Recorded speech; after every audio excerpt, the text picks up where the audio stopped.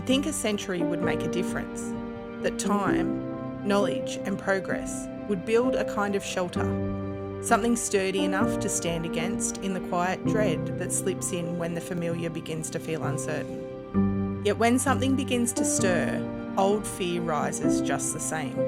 Do we carry it in us through the stories of our ancestors?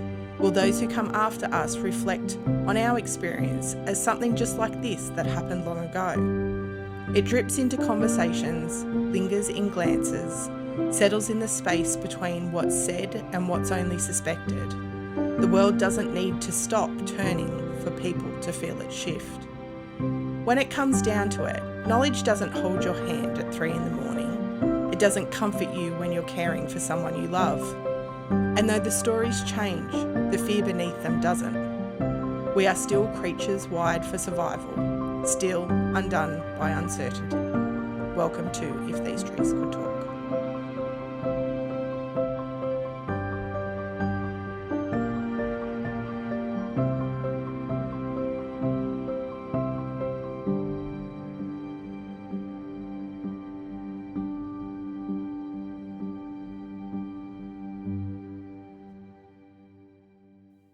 We would like to take a moment to acknowledge the traditional owners of the lands on which we are gathered. Today we are recording on Wonnarua country, and our story takes place on Gadigal land of the Eora Nation.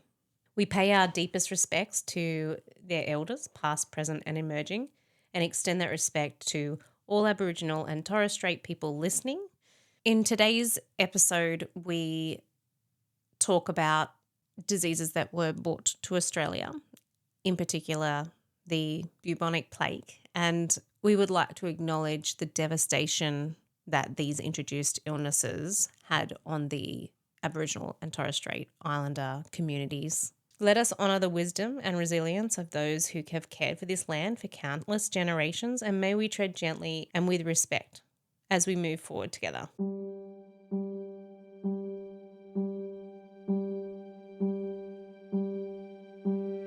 The press erupted in panic, and within days sensationalist headlines covered every front page. A post-mortem examination revealed that Thomas Dudley was the first person in Australia to die of the bubonic plague.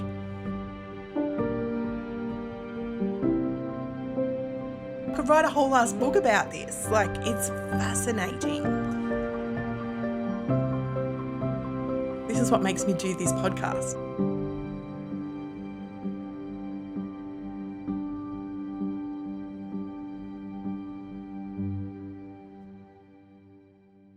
Hi, Megan. Hi, Shannon. I've got no pictures for you today. Thank you. The kids found them and were a bit concerned. I did think about that nice frame in your hallway and thought maybe you could pop one in there. Yeah, I didn't. I don't blame you, but there is no horrible pictures today, even though I did say that we were going to do a plague episode today, and I was going to give you some information so you could answer your question from Q Station, which was... Did we do any better with pandemics last time round? Well, I'm going to let you answer yourself. I have some thoughts here. I do like to generally leave a little bit of a cliffhanger at the end and let you make up your own mind, which you will still be able to do with this information here. But I've condensed about 50 pages of notes into an episode that's going to be under 40 minutes. So you will be happy. And friend of the pod, Tim, will be happy because I've left no dangling carrots. I am so proud of you. I will believe the 40-minute thing when I see it happen, but very, very impressed with your preparation and rehearsal on this episode and excited to hear it all. It's been a deep, deep, dark rabbit hole.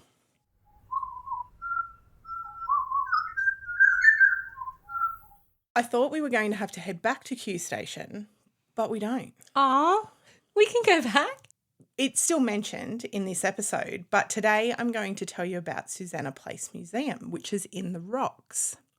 Susanna Place Museum is a historic terrace of 4 sandstone houses located in the Rocks, Sydney, offering a rare insight into the everyday lives of working class families from 1844 to the late 20th century.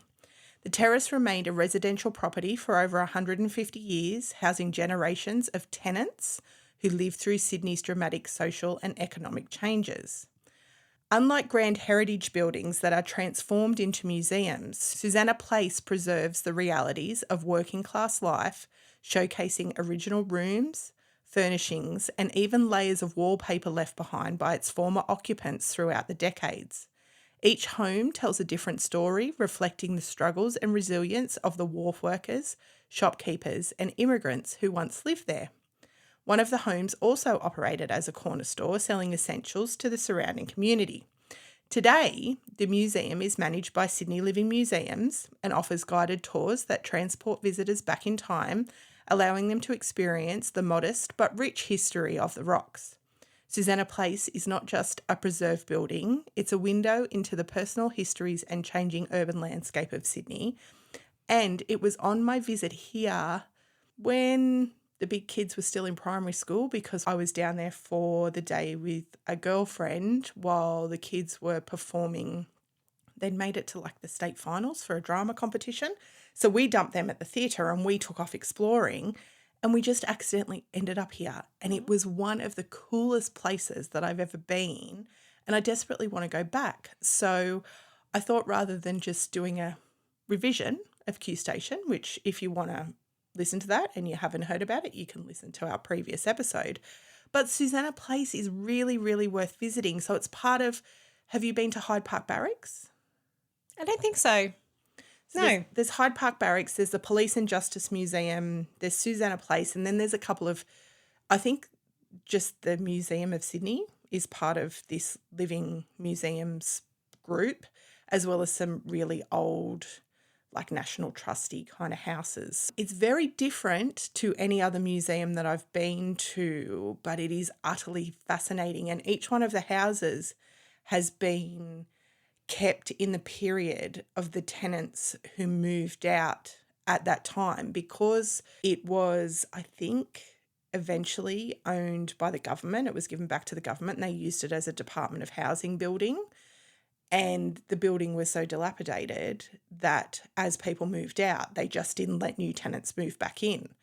So then when the last people moved out in the late 20th century, the building just stayed and they were talking about demolishing it. And then the Friends of the Rocks and the people who were interested in preserving that history fought for it, and it was taken over by the museums. And so all of this amazing history of these working class people in the Rocks has been preserved, and it's just fascinating. The houses are incredible with these tiny little staircases and really low doorways that you kind of have to duck under, and there's areas in the basement and the backyards. I learn a lot about the earliest period of time in the Rocks from my visit here. So I just thought I'd suggest, if people are popping to Q Station for a visit, it's worth going across the harbour and checking out Susanna Place as well. We'll add it to my list. You do like to go to a place that we've talked about. So much. Sending you selfies of places that I now know about is one of my favourite activities. This was all because of our visit to Q Station. And after I started thinking about it and started writing this, I was like, Susanna Place, yes, I remember them talking about it. And I think at the time there was an archaeological dig somewhere close by. I think it was just called the Big Dig or something like that, because that area of the Rocks is really steep and it's sort of cut into the rock. Like even the street levels don't match the house levels and stuff. It's very interesting. And so they'd done this excavation and were like pulling things out of that area that were actually from homes that had been locked up in the plague, and then people were never, ever allowed to go back into. So for our non-New South Wales listeners, this is one of the first places that colonisation occurred, yeah. So it didn't, I think, did they go to Botany Bay first and they realised it wasn't suitable, and then they come round into the harbour. So it was Rocks, Darling Harbour, which are now some of the most sought after locations in the city. Yeah. And it's directly under the harbour bridge. Directly under the harbour bridge on either side, really. The bubonic plague caused by the bacterium Yersinia pestis has devastated human populations throughout history in several major pandemics. The first recorded outbreak, the Justinian plague, which was from 541 to 549 AD, so we're going a fair way back, originated in the Byzantine Empire, which we now know as Istanbul, Turkey, and spread across Europe, Asia and Africa, killing an estimated 25 to 50 million people over 2 centuries.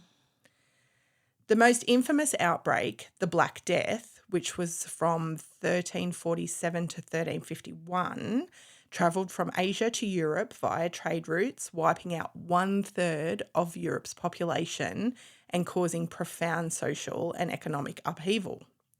The third pandemic, which was 1855 to the 1960s, began in China, spreading globally through rat-infested ships with over 12 million deaths, primarily in India and China.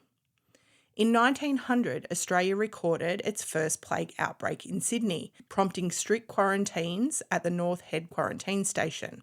During this period, scientists worked to develop a vaccine, with French bacteriologist Walter Haffkine creating the first effective plague vaccine in 1897. So that's 3 years before it arrived in Sydney. While modern antibiotics have made the plague treatable, outbreaks still occur in parts of Africa, Asia, and North and South America. The most recent cases of the bubonic plague occurred in the US in early 2024. In the February, a resident in rural Oregon contracted the disease, likely through contact with an infected pet cat. The individual was promptly treated and health officials reported no broader community risk. Similarly, in March, a man in New Mexico died from the plague, highlighting the ongoing need for vigilance in disease control and public health measures. But just before we dive into the Australian section of this story, I think it's worth mentioning here that the recent budget cuts in the US that have led to the US president being all over every single social media platform talking about transgender mice. Have you seen any of these videos? My social media is full of toddlers doing very cute things, and I like to leave it that way. I really like the algorithm. Yeah, my algorithm's a mess.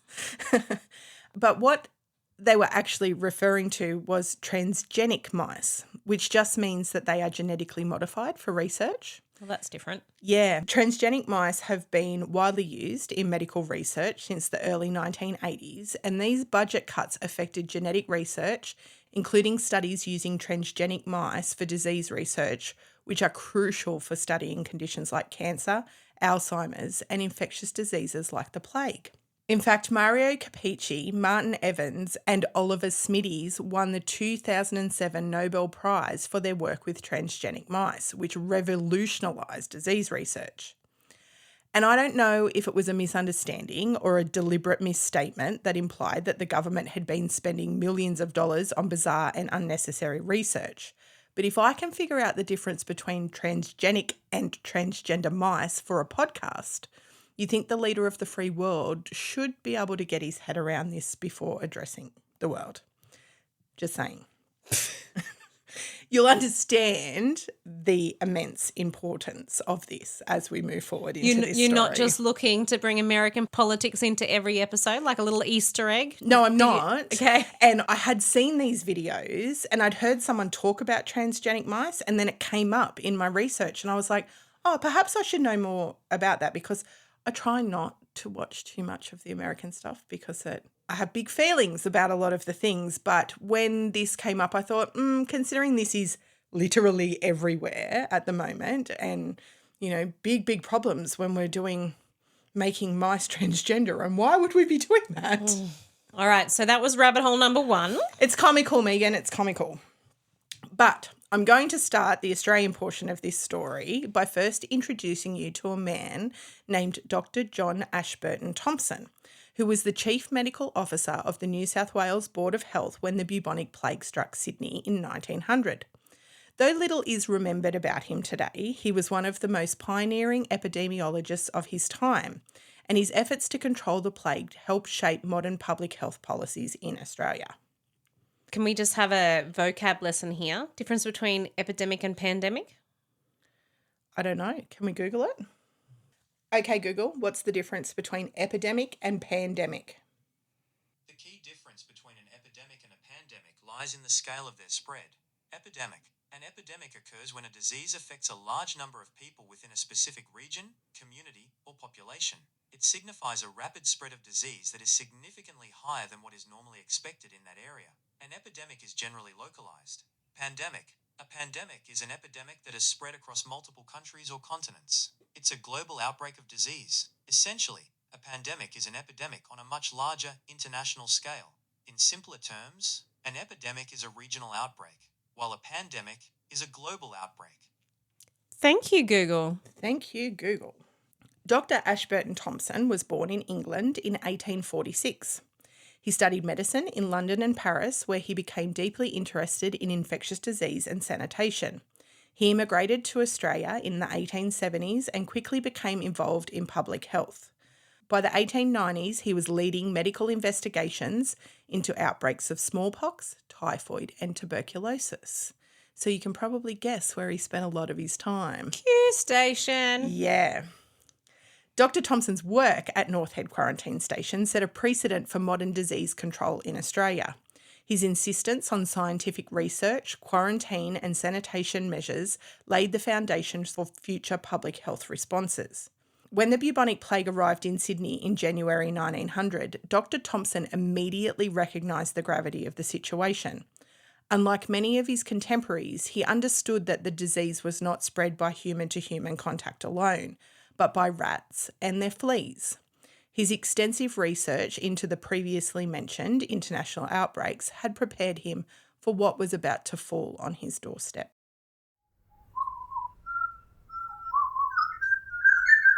On January 17th, 1900, Arthur Payne, a 33-year-old wharf labourer, was going about his usual work, transporting bales of wool along Sydney's busy docks. It was a humid, stifling day, and as he worked, he felt an odd dizziness creeping in. By afternoon, he had developed a pounding headache and an aching sensation in his legs and lower back. Thinking it was just exhaustion, Arthur trudged home to where he lived with his wife, their children, and a live-in domestic servant. He took to bed early, but by the middle of the night he was drenched in sweat, shivering uncontrollably, and gripped by an unbearable pain in his groin. By morning, his condition had worsened, the swelling in his groin had grown, and was hard and inflamed. His wife, deeply concerned, called a doctor who then summoned Dr. John Ashburton Thompson. Dr. Thompson arrived and conducted a thorough examination. He found Arthur's pulse was dangerously weak and his fever was soaring, and the swollen gland, now a full-blown bubo, was the telltale sign. The bubonic plague, as feared by Dr. Thompson, had arrived in Sydney. Poor Arthur. The confirmation of Arthur Payne's diagnosis sent immediate shockwaves through Sydney. Although a case of bubonic plague had been previously reported in Adelaide, Dr. Thompson did not believe that the symptoms matched. He, however, knew that this was inevitable, as he had been closely monitoring reports of the third pandemic. Most concerning to Dr. Thompson was Sydney's major trade links with Noumea, where the most recent outbreak had occurred. Knowing time was of the essence, Thompson wasted none of it. Arthur Payne's home was sealed off and fumigated. Arthur and his family, along with their domestic servant, were forcibly removed and sent to North Head Quarantine Station for 10 days of medical isolation. 4 additional close contacts, including a neighbour who had visited Arthur, were also quarantined. Meanwhile, at Dr. Thompson's request, health officials descended on the wharves to investigate. Rats were trapped and sent to Dr. Thompson for testing. The press erupted in panic, and within days sensationalist headlines covered every front page. The public, however, was divided. Some dismissed it as government fear-mongering, while others demanded quarantine measures to be expanded. Wow. Does this sound familiar? Yeah. Dr. Thompson spoke to newspapers, reassuring the public that while Arthur's symptoms were concerning, they were mild, and the common belief that the plague spread easily from person to person was, in fact, incorrect. He emphasised the need to control rat populations and maintain clean homes to prevent rat infestations. Dr. Thompson also explained that humans did not contract the plague directly from rats, but through flea bites, as fleas fed on the infected rats before transmitting the disease to humans. Thank you. That image is still very clear after last fortnight's episode. There will be some of piles of rats this week that I'm sure you'll be looking forward to. Great. The public was advised to scald dead rats with boiling water before disposal to kill any fleas and prevent further spread. He also cautioned that large-scale cleaning efforts could inadvertently drive rats into surrounding areas, increasing the risk of transmission. At this stage, local doctors, laboratory workers and Board of Health members were given Professor Hakeem's very limited plague vaccine as a precautionary measure. As the city debated, Arthur Payne lay fighting for his life. Any of this ringing any bells, Megan? Sure is. Yeah. By January 20, Arthur's condition had deteriorated further. His swollen bubo was blackening, a sign of internal tissue decay. He slipped into a semi-conscious state, writhing in pain as his fever remained dangerously high. For 3 days, his survival hung in the balance. The plague, globally, had a mortality rate of 60 to 90%, and at the time, there was no cure, only supportive care. The doctors could do little but provide morphine for pain, apply hot compresses to his swollen glands, and ensure he had enough fluids to avoid dehydration. Then, on January 23rd, something miraculous happened. Arthur's fever began to break. The swelling in his groin started to drain naturally, allowing his body to fight off the infection. His pulse strengthened, and by January 27th, he was fully conscious again. On day 10 of his illness, his family and close contacts were allowed to return home. By mid-February, Arthur had recovered enough to leave quarantine, the first documented survivor of the bubonic plague in Australia. Arthur, however, was forever changed. Although grateful to be alive, he found himself ostracised by his community, as many feared he may still be contagious. Unable to return to his former job due to lingering weakness, he took on lighter work, but the stigma of being Sydney's first plague case followed him for years, as it would for many who followed him. History, it's so fascinating. Can you see why I was so sucked in here? And there are hundreds of stories like this one. I'm not going to give you every single person who suffered the plague their little story. But, You would like to. oh, I want to so bad. Yeah. That's what I said. I could write a whole ass book about this. Like, it's fascinating. While Arthur was recovering, Dr. Thompson was called to the home of Captain Thomas Dudley.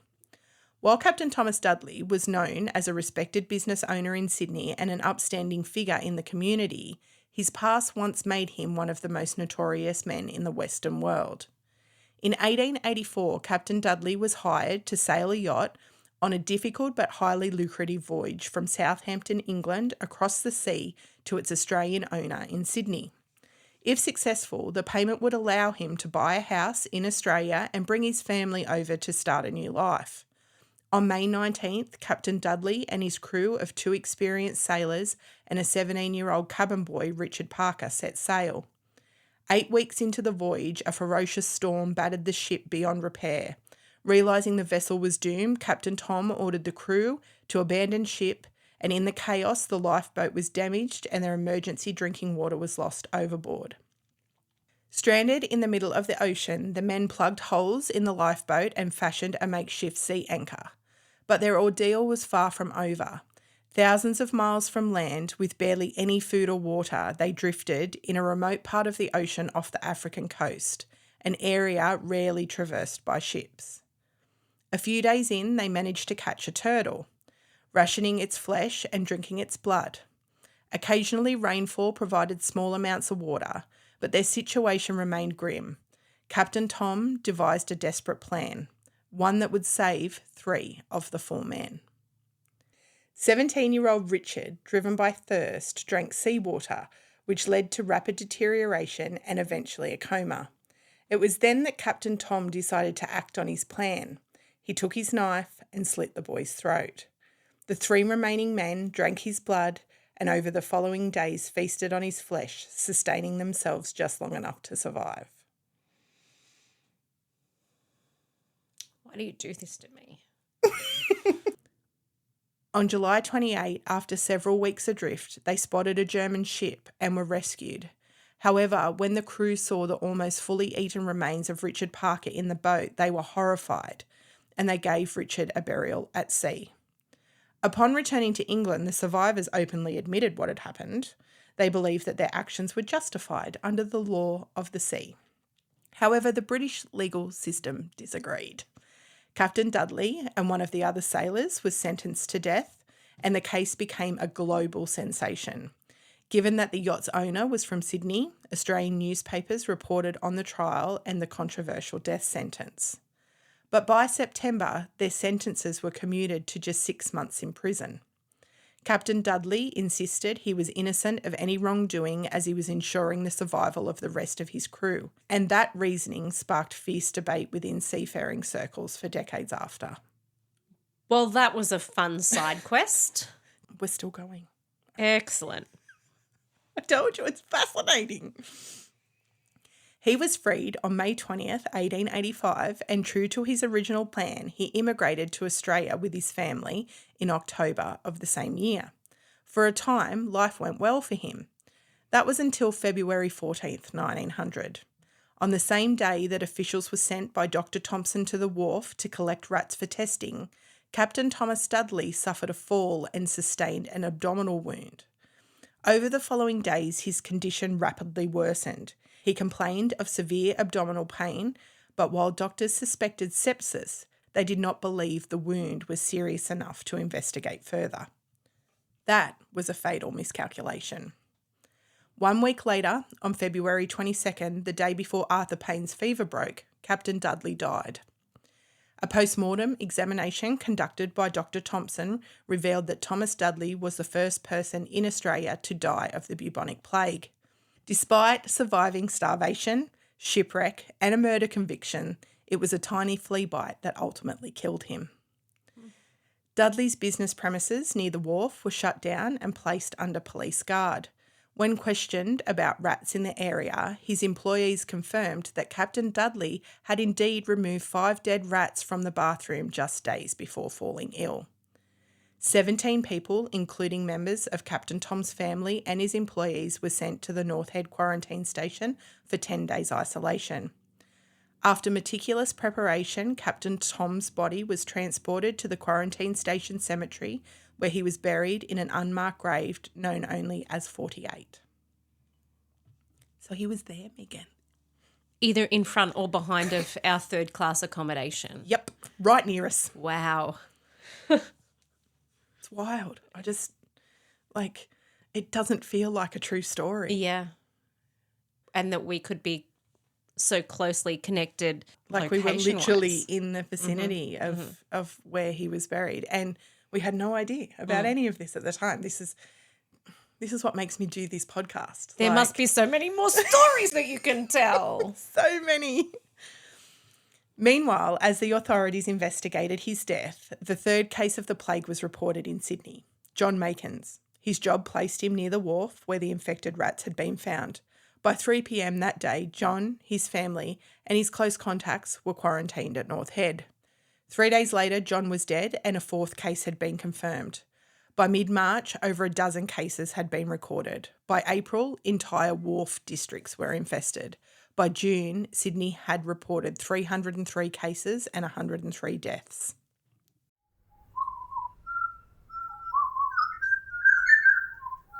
Dr. Thompson implemented sweeping sanitation measures, including the mass extermination of rats and the fumigation of infected areas.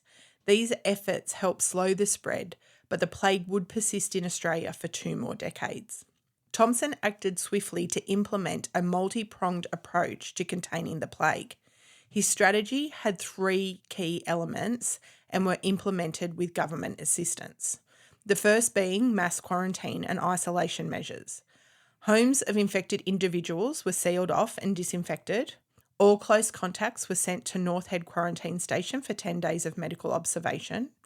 Over the next 6 months, hundreds of infected individuals and their families were forcibly quarantined to prevent further spread.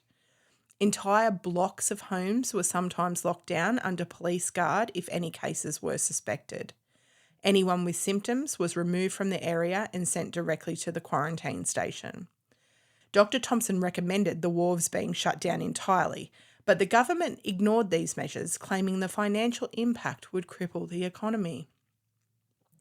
Dr. Thompson was aware that, again, it was the poorest people in the community suffering. With some businesses closed and others forced into quarantine, people were struggling. He petitioned the government to provide payments to assist. There was a payment eventually provided to those affected of £1 per week for affected workers and £2 per week for families. This was a significant sum at the time, considering that a typical unskilled labourer earned around £2 to £3 per week. The government also provided some compensation to businesses that were forced to close, although many business owners and workers still suffered extreme financial hardship. It's all the same. You could just be talking about 2020 right now. You could copy and paste it. You could. Yeah. These quarantine measures were as controversial then as they were this time around. Many people resenting being removed from their homes, and some even hid their symptoms to avoid quarantine. Does that sound familiar? Not me. You're looking at it like it was me. No, I didn't do that. No, I'm super keen to have some time at home. Yeah. I really miss isolation. There were parts that I liked. Yeah, definitely. Not the homeschooling bit. No. However, it undoubtedly slowed the spread and would have worked again this time if certain people from certain cities that I will not mention had followed the rules. The second part to his approach was exterminating the carriers. Thompson knew that the true culprits were rats and fleas, so he launched an unprecedented rat extermination program. Government teams were sent to Sydney's wharves, streets and warehouses to capture, dissect and study rats. Thousands of rats were found infected with the plague, carrying fleas, confirming the source of the disease. Bounties were offered. People were paid 6p per rat to encourage mass extermination efforts. And rat poison, traps, sewer and drain flushing and fumigation efforts were implemented throughout the whole city. By the end of 1900, more than 100,000 rats had been killed.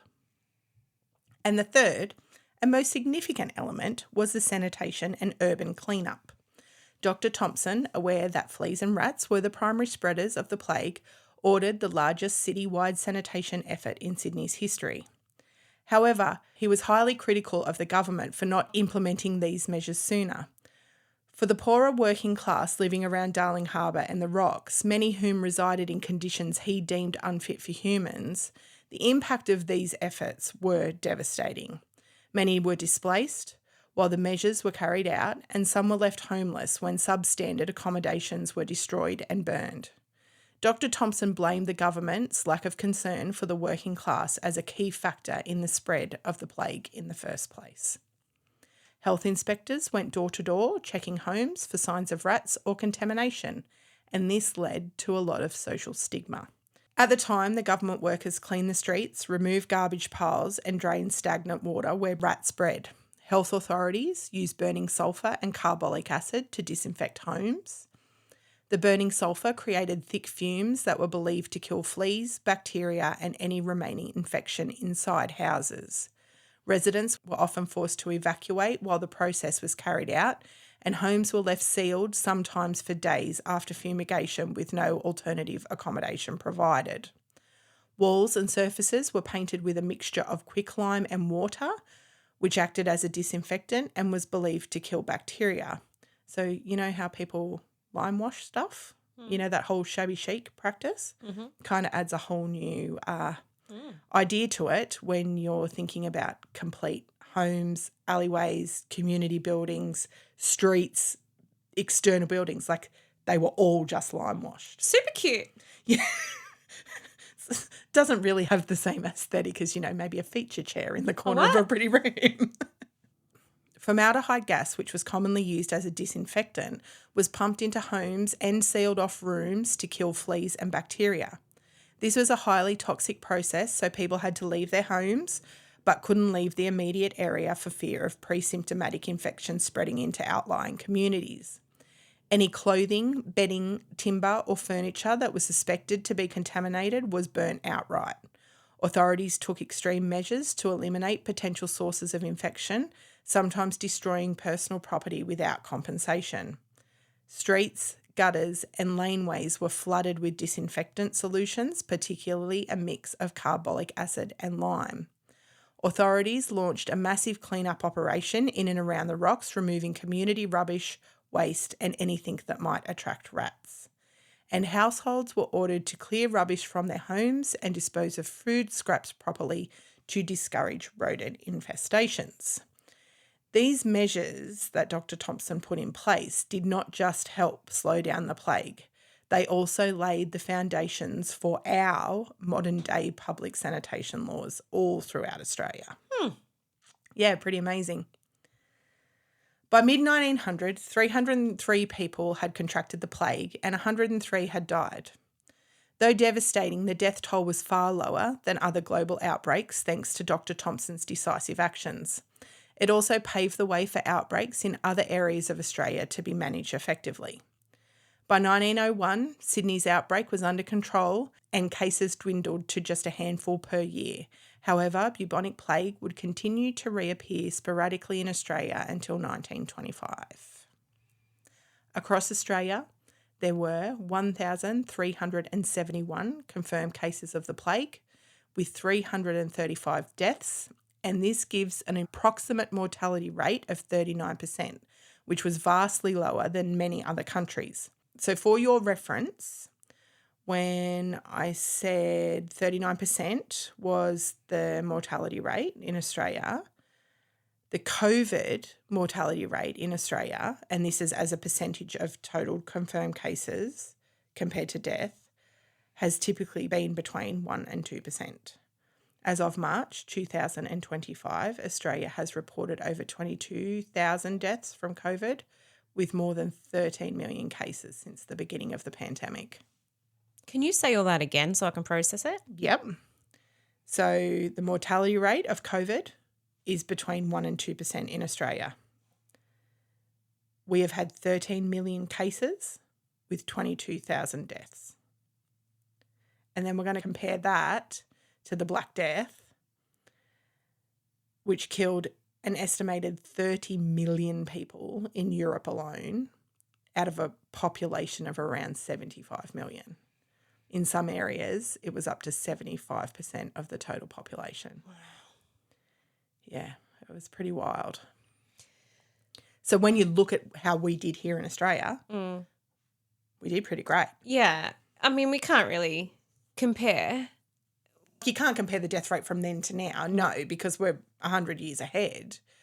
But even back then, we were a new country that All right. was... I see. So Yeah. you're comparing how Australia has done compared to the rest of the world, not how we did with COVID compared to how we did with the plague. Yeah, you can't really... Because they're really completely- fairly... right. Yeah. completely different. Got it. Completely different disease. So you can't really fairly compare that. Yeah. But it was just that you had asked the question, how did we go? Yeah. So I thought it was worth looking at how did we go between the two and with the rest of the world. I wonder how the community got this news. So for us during COVID, it was every hour you were having these updates and you'd be driving to school and they'd be like, oh, kids aren't coming today, and you'd turn around and go back on, and how quickly with the internet, how quickly you could get that information. And I'm just imagining these people are just getting their morning newspaper going, whoa.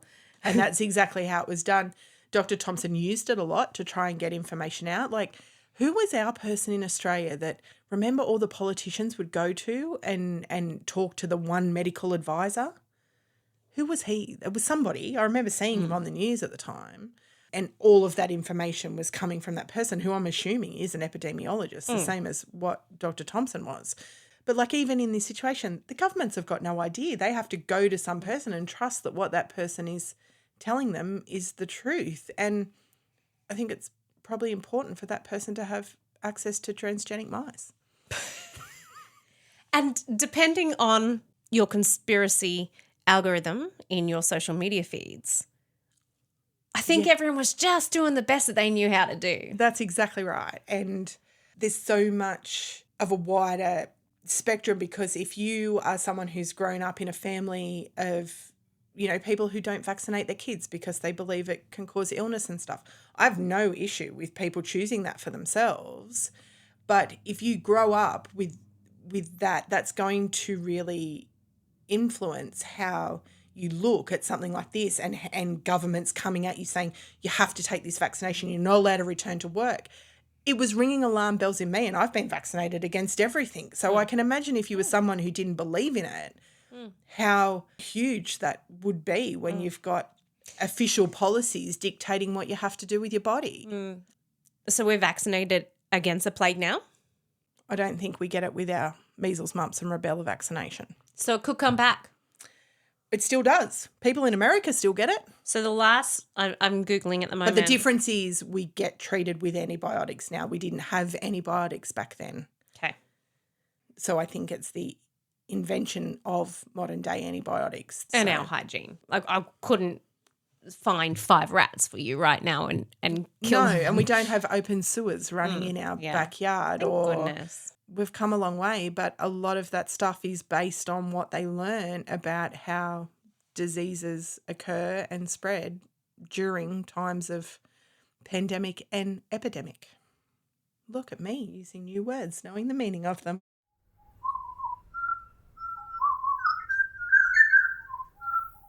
As I was going through all of these different books and all of these different websites and trying to compile this story, I just could not believe how often history repeats itself. Like there was so many parallels here, and some that I haven't even mentioned. I had to leave some stuff out. Like I couldn't give you all of the stuff. Maybe I'll write a book one day.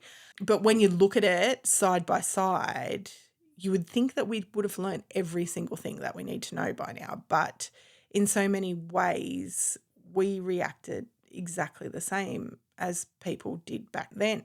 Both pandemics led to strict lockdowns and quarantines and a lot of fear, and both saw government scrambling to figure out what the hell they were going to do. And if it wasn't for people like Dr. Thompson, I don't know that a government would handle this. You know, like those people are so important, and the research that they do is so important.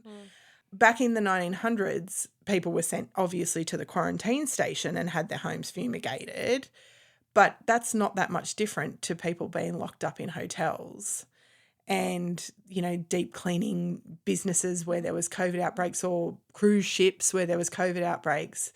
The parallels are uncanny. And then there was the whole thing with him looking at the rats and how it spread, and he had his thoughts on that where lots of other people didn't. And it was the same in COVID when we were, you know, putting the things up in shopping centres because we thought it was airborne and we were wearing masks. And then there was the whole debate that it was skin-to-skin contact or it was surface.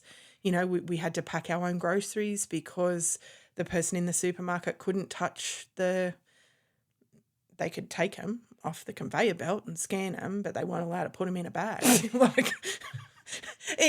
Like some of it's comical, like it really bloody is, but I don't know if we did that much better this time. The biggest difference is how quickly we got access to a vaccine. 100 years ago, when they were whitewashing the streets of the rocks, there was no way that they could ever possibly think that within 12 months there would be a vaccine available for those who wanted to take it all over the world. That's pretty extraordinary. Although you Again- mentioned that in the beginning it was just the right people who had access.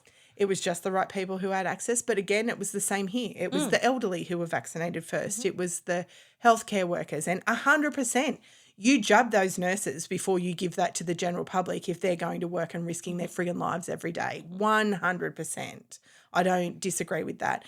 Some of that vaccine that they took, shipped to Australia, the Board of Health set up in a building to offer the vaccine to people.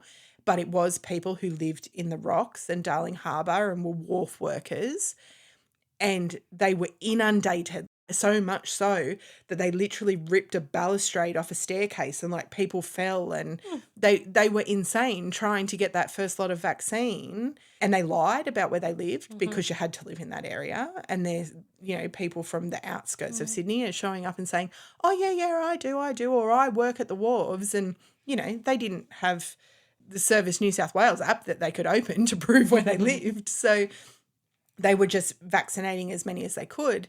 But then by the time the next lot come, no one give a shit. They hardly vaccinated anyone. There's so many parallels. Even the businesses, like businesses closing down and suffering. I don't think we had the stigma. Like if people got sick, we didn't, that stigma didn't stay with them. If they got COVID, once they were better, it was all good. Oh, I think at the beginning we did. Yeah. I didn't know anyone for ages that got it. And then that guilt when you find out you've had a positive reading and who have I been in close contact with and am I going to make that person sick? And then you'd have to carry that around for however many days they were saying was actually the time that you could have been contagious. And I suppose if we had a cough, like if you were out in public and someone coughed. I know. My kids were diagnosed, both of them were diagnosed with seasonal asthma over that period of time. Yeah. Which I probably would never have even noticed. So I suppose the stigma really was still there. Like if I heard someone coughing, I would literally avoid them like the plague. Yep.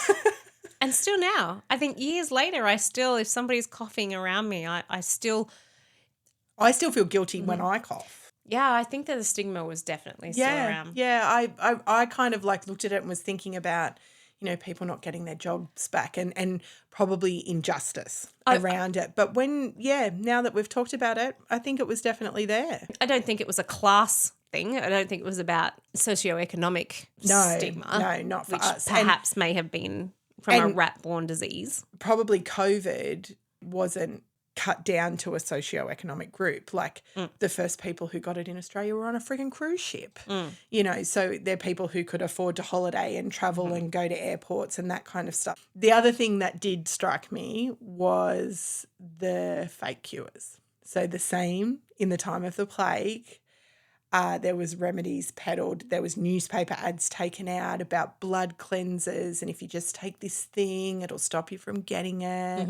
People were told to inhale acid fumes, drink vinegar, herbal concoctions, drink arsenic, which we know is not good, or rub mercury ointment on their skin. And then you fast forward to COVID and we had people drinking bleach and taking horse medicine and rubbing essential oils on every single part of their body, convinced that that would help them. And it goes to show wherever there is fear, you've got a Pete Evans there who's willing to cash in on that and sell you a $2,500 magnetic machine that cures COVID. So Pete Evans did that, yes.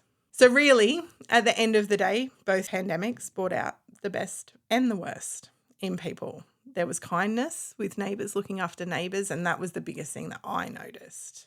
When someone was sick and people dropped off food, or when people would go to the store, they would put out messages on the community page and say, I'm going into Coles, does anyone need anything dropped off? Or I'm doing a chemist run, does anyone need Panadol dropped off? That stuff in our pandemic was the thing that stood out the most for me, that kindness and people taking care of people. And I assumed it would be exactly the same back then. I think people in the 1900s probably knew how to take care of each other probably a lot better than what we do in our everyday lives. So when something big like this happens, it really kind of makes you slow down and go, hey, what's the important stuff here?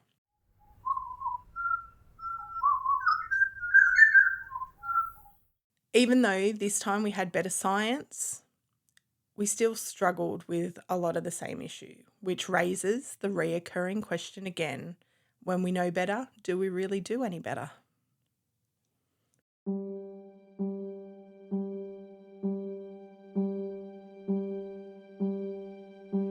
Thank you for joining us for today's episode of If These Trees Could Talk. If you would like to access more about the places or information included in today's topic, please visit our website, ifthesetreescouldtalk.com.au. If you would like to follow us on our adventures, check us out on Facebook or Insta. Our creative writer is Shannon Walters, and our podcast is produced at Bellevue Studio in the Hunter Valley with audio production by Megan Anderson. We love to hear your feedback, so please rate and review, and if you would like to hear more, please subscribe. We look forward to you joining us for our next adventure.